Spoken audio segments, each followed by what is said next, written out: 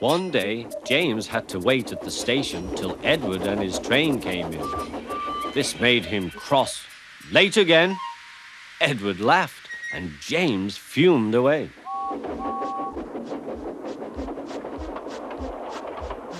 After James had finished his work, he went back to the yard and puffed onto the turntable.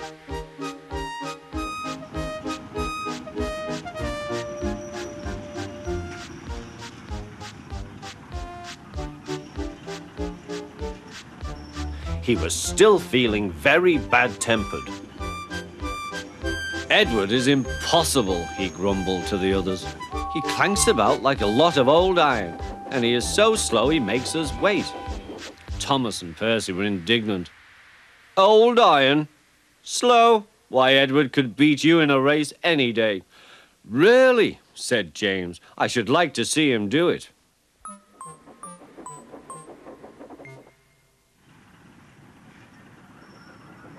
Next morning, James's driver was suddenly taken ill. He could hardly stand, so the fireman uncoupled James ready for shunting. James was impatient. Suddenly, the signalman shouted. There was James puffing away down the line. All traffic halted, he announced at last. Then he told the fireman what had happened. 2 boys were on James's footplate fiddling with the controls. Phew! They tumbled off and ran when James started. The signalman answered the telephone. Yes, he's here. Right.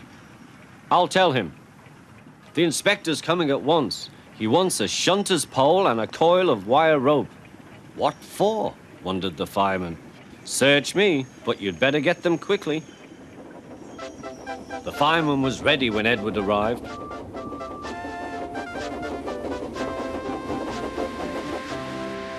The inspector saw the pole and the rope. Good man, jump in.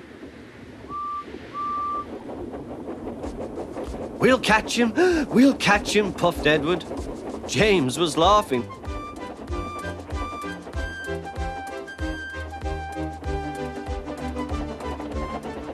What a lark, he chuckled to himself. Suddenly, he was going faster and faster. He realized that he had no driver. What shall I do? I can't stop. Help! Help! We're coming, called Edward.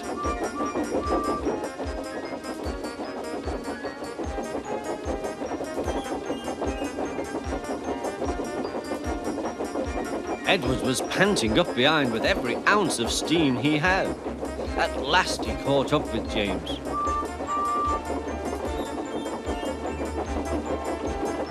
Steady, Edward, called his driver. The inspector stood on Edward's front, holding a noose of rope in the crook of the shunter's pole. He was trying to slip it over James's buffer. The engine swayed and lurched. At last! Got him! He shouted. He pulled the noose tight. Gently braking, Edward's driver checked the engine's speed, and James's fireman scrambled across and took control. So the old iron caught you after all, chuckled Edward. I am sorry, whispered James. Thank you for saving me. You were splendid, Edward. That's all right, replied Edward. The engines arrived at the station side by side. Sir Topham Hatt was waiting. A fine piece of work, he said. James, you can rest and then take your train. I'm proud of you, Edward. You shall go to the works and have your worn parts mended. Oh, thank you, sir, said Edward. It'll be lovely not to clank.